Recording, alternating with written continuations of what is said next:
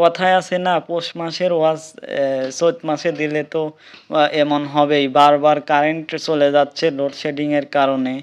দেখুন গ্রামের এই জালসাটিতে অনেক দোকানপাট এসেছে, কিন্তু কোনো রকম সেরকম বেচা কিনা হচ্ছে না, কারণ বিদ্যুৎ নেই। মানুষ জালসায় আসতেছে না, প্রচুর গরম। এপাশে দেখুন পান বিক্রি করা হচ্ছে এবং মানুষজন বসে বসে রয়েছে। তারা তেমন বেচা কিনা নাই বললেই চলে।